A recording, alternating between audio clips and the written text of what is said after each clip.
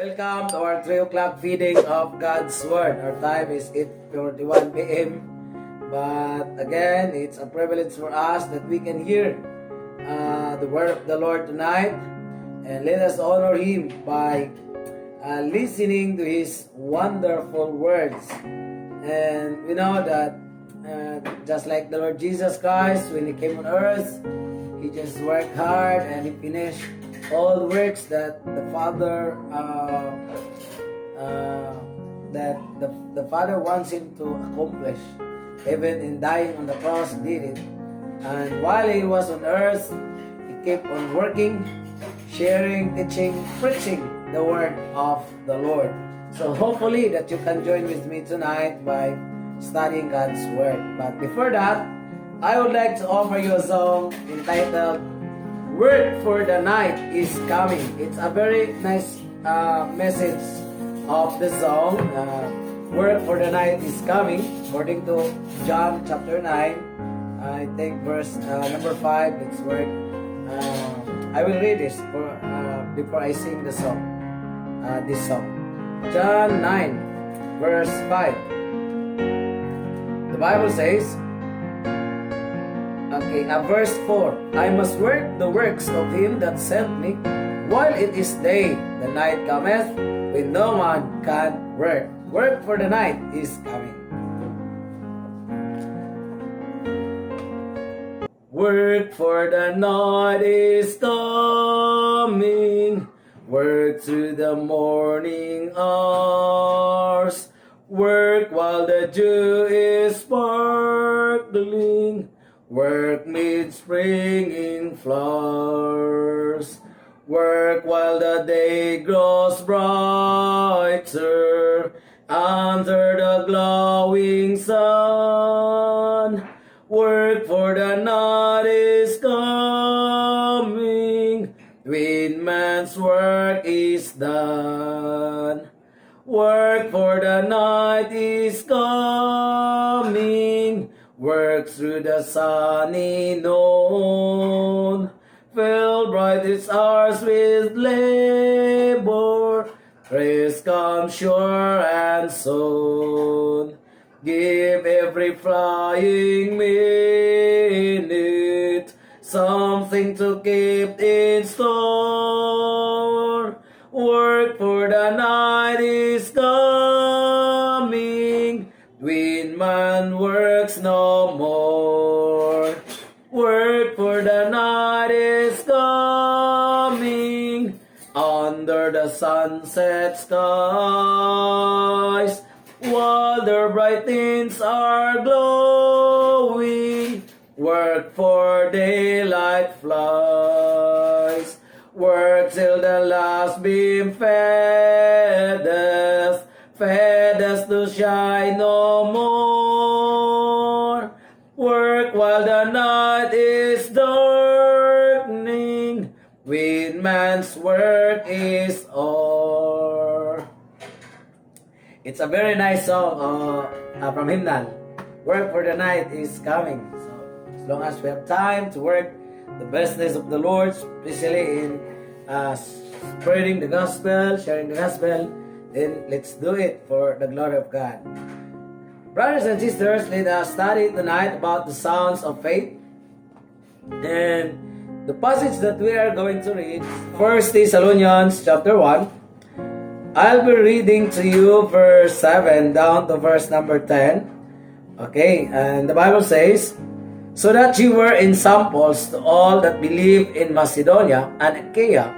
For from you sounded out the word of the Lord, not only in Macedonia and Achaia, but also in every place your faith to God's word is spread abroad, so that we need not to speak anything. For did themselves show of us what manner of entering in we had unto you. And now you turn to God from idols to serve the living and true God, and to wait for His Son from heaven, whom He raised from the dead, even Jesus, which delivered us from the wrath to come. May the Lord God richly bless His word that we read. Let's pray first. Father God in heaven, I come before your holy presence tonight. I acknowledge, Lord, that without you we are all nothing. Bless us, O God, as we meditate your word. Bless all viewers and the listeners of this video.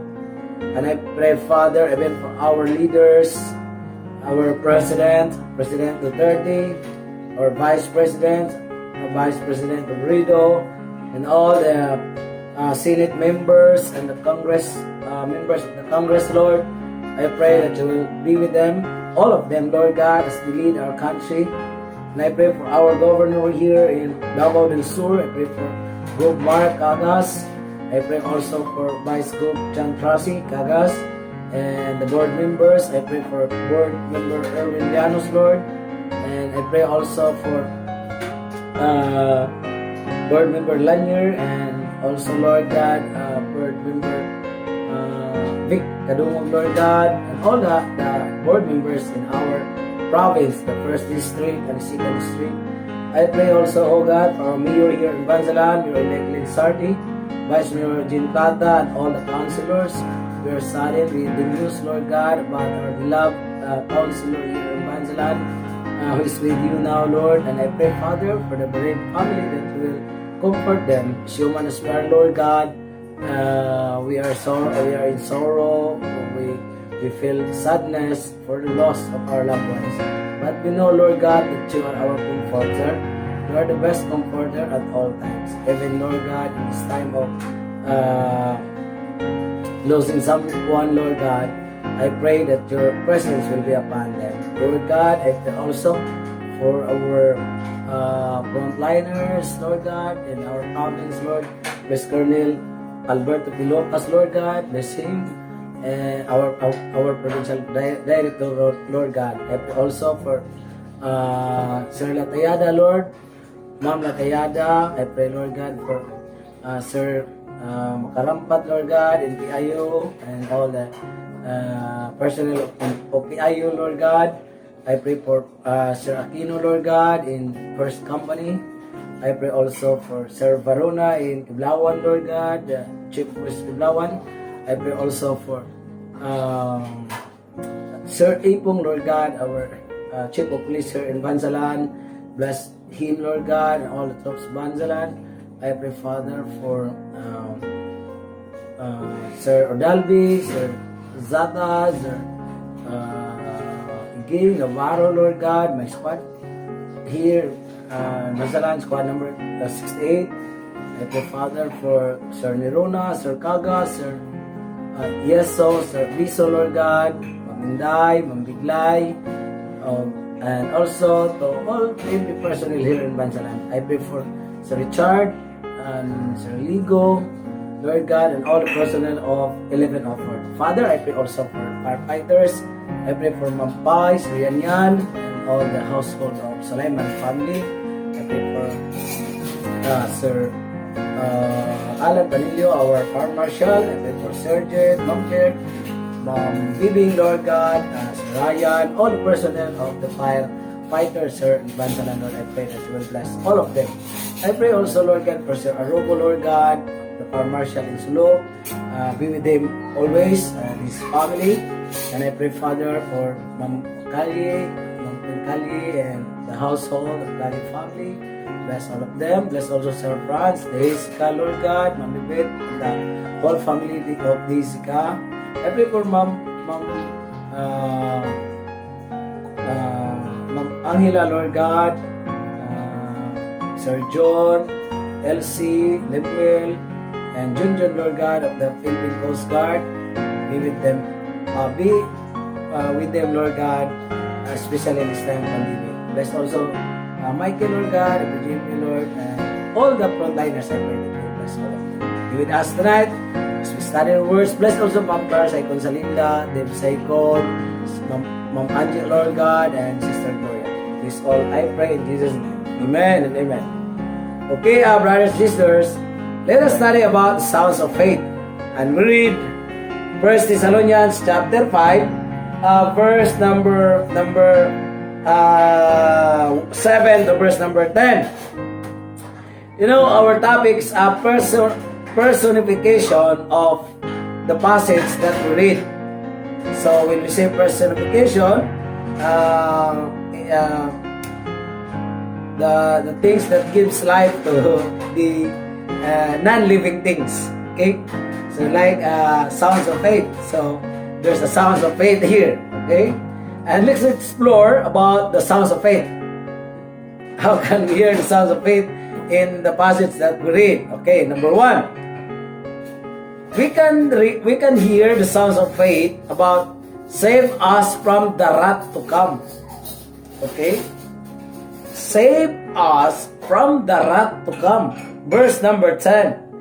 And to wait for his Son from heaven, whom he raised from the dead, even Jesus, which delivered us from the wrath to come. Now look at the word delivered.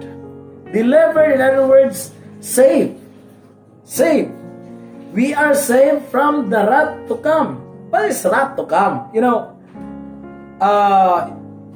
nowadays, some of the people in the whole world, they interpret that the pandemic that we're experiencing right now is already a tribulation period. The 7 years, we're talking about the great 7 years tribulation period.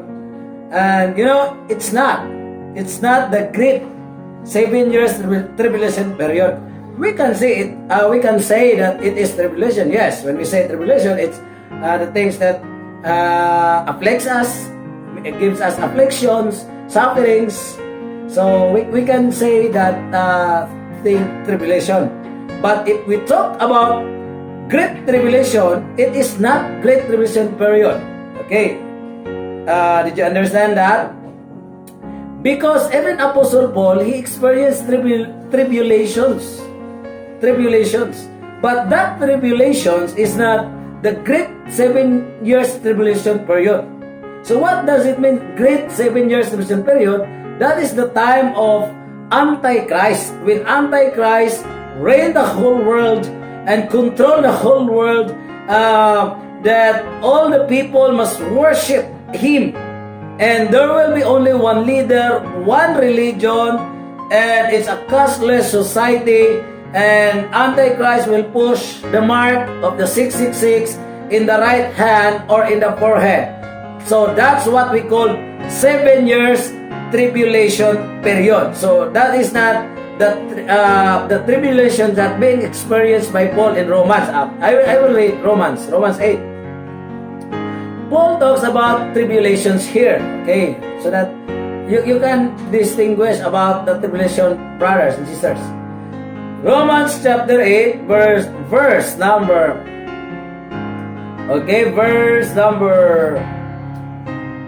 we will start in reading verse number 33 down. Who shall lay anything to the charge of God's elect? It is God that justifieth. Who is he that condemneth? It is Christ that died, yea rather that is risen again, who is ever at the right hand of God, who also maketh intercession for us. Who shall separate us? 35. Who shall separate us from the love of Christ? Shall tribulation, or famine, distress, or persecution, or famine, or nakedness, or peril, or sword? As it is written, for thy sake we are killed all the day long. We are counted as sheep for the slaughter. Nay, in all these things we are more than conquerors through him that loved us. Now, let's go back to verse 35. Who shall separate us from the love of Christ? Shall tribulation?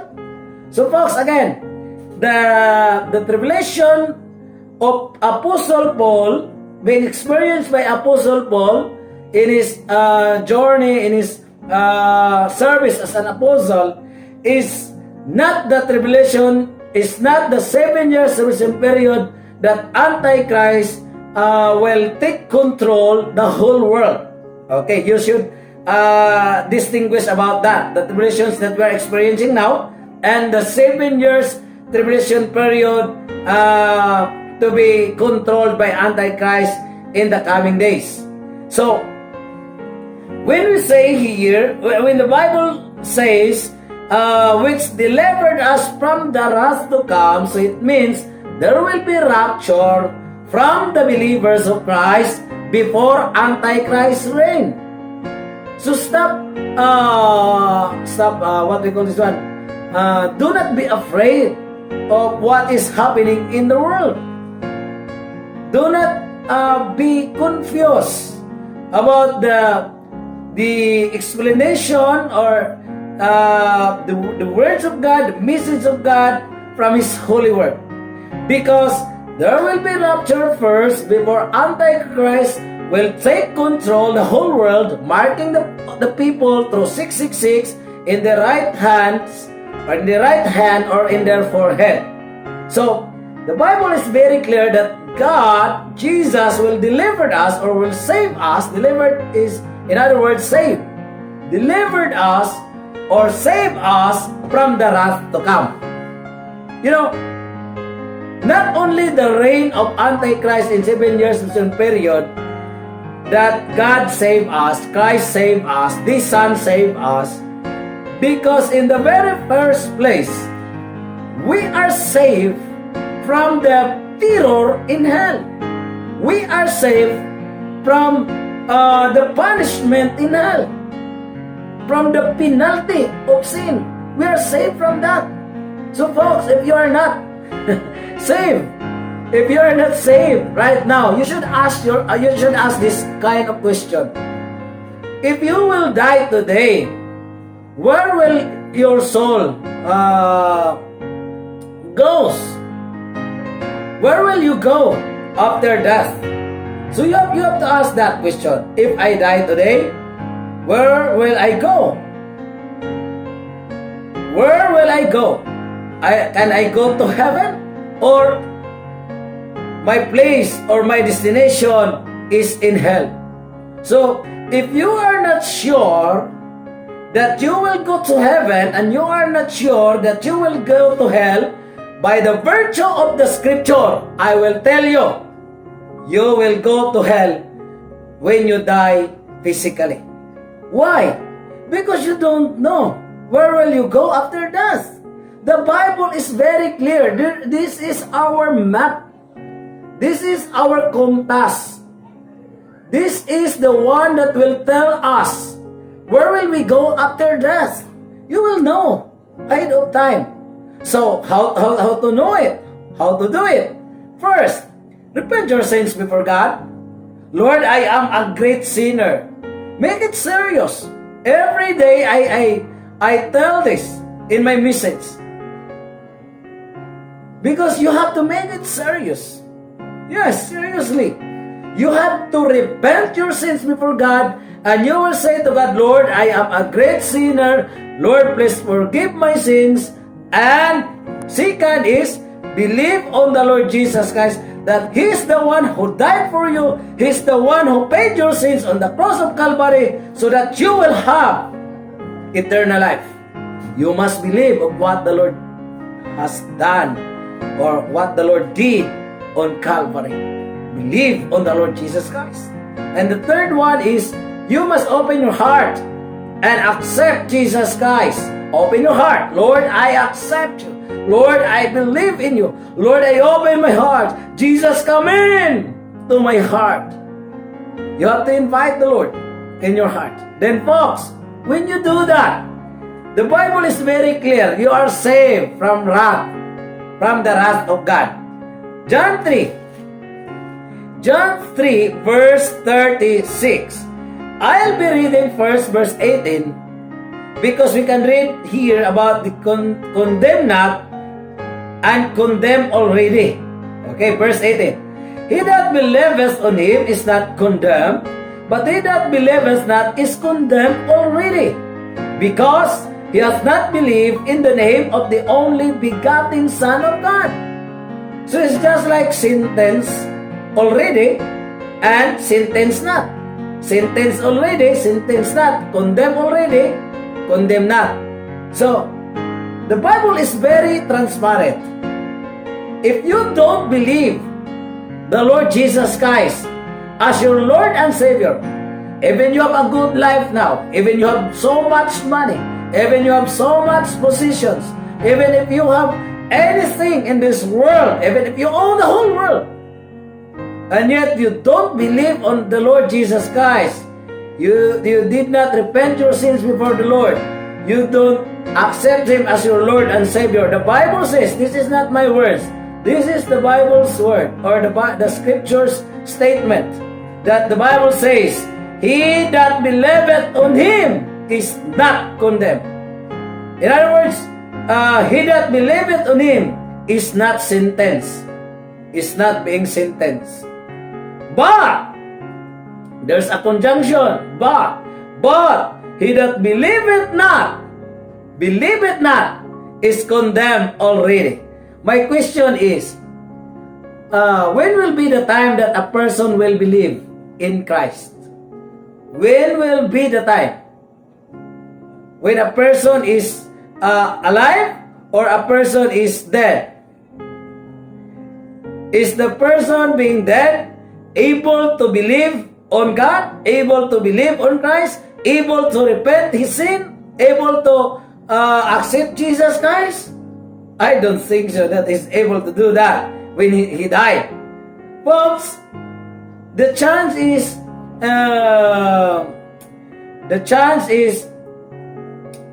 to believe in Christ is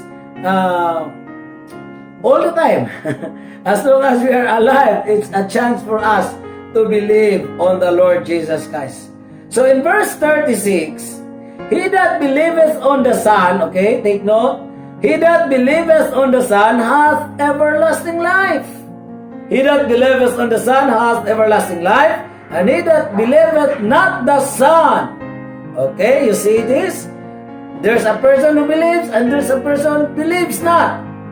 Believeth not the Son shall not see life, but the wrath of God abideth in him. So what does it mean? So there's a wrath of God abideth in him. So in other words, when he died physically without Jesus, without repenting his sins, his soul will go to hell. That's the Bible's word, not mine. Okay?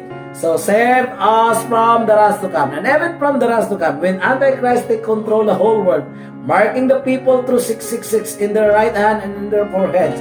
Folks, remember, there will be rapture first before Antichrist will take control the whole world.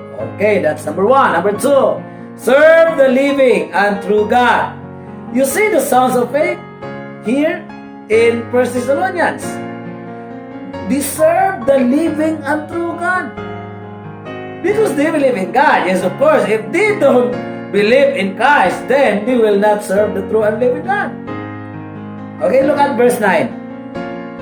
For they themselves show of us what manner of entering in we had unto you, and how you turn to God from idols to serve the living and true God. To serve the living and true God. Look at this. They turn away from idols. The Bible says, how you turn to God from idols. So in other words, they did not worship. They didn't worship the idols, the gods, the small gods anymore. But that before, they are worshiping gods. They are worshiping idols before. But the Bible is very clear. They turn to God from idols to serve, okay, look at this, to serve the living and true God. So this is the sounds of faith. It is visible. It was heard by many. This kind of faith was heard by many, that they turn to God from idols. You know, the record of this we can see in Acts chapter 17. Let's try to open our Bible in Acts. If you have Bible there and you're joining with me, okay, and you want also to open, okay, just open your Bible with me in Acts chapter 17 and let's read it together, okay, so that you can read it in your Bible and let's meditate it together, okay. Verse number 22. Then Paul stood in the midst of Mars Hill and said, Ye men of Athens, I perceive that in all things ye are too superstitious. Did you understand superstitious? If you see it in dictionary, if you will consult it in dictionary, superstitious is they have so much belief, kind of beliefs. It's a kind of beliefs. Like in our for us Pinoy, especially in Bisaya, we have a beliefs here that if we throw waste, we throw any water from washing, right? Just like us in our province before, we were still living in our province, but in our house, in our barangay, before when we was our not laundry, our even laundry, but if we are doing the washing our plates, or whatever, plates, any dishes, folks. When it's night, when we throw the water in the, just like in the door or in the window, you have to say the words tabi, tabi, tabi in Bisaya. That's superstitious. Tabi, tabi, tabi. Because we have to say that kind of words so that the evil spirit cannot be what we call this one, hit by the water that you have thrown out. That's superstitious, folks. You know, the Bible is very clear that when Paul went to Athens, the Bible in verse 24, as I passed by and beheld your devotions, I found an altar with this inscription, to the unknown God, whom therefore ye ignorantly worship. Now look at this, ignorantly worship. They worship also. They worship. They praise. But Paul says, you ignorantly worship. Him declare I unto you. So what? Paul has a good message for them. That the God, the unknown God that they worship ignorantly, Paul preached it. The God that made the world and all things therein, saying that He is the Lord of heaven and earth, dwelleth not in temples. Now look at this. The Lord of heaven and earth dwelleth not in temples made with hands. So the Lord, the God, dwelleth not in temples made with hands. Neither is worship with men's hands.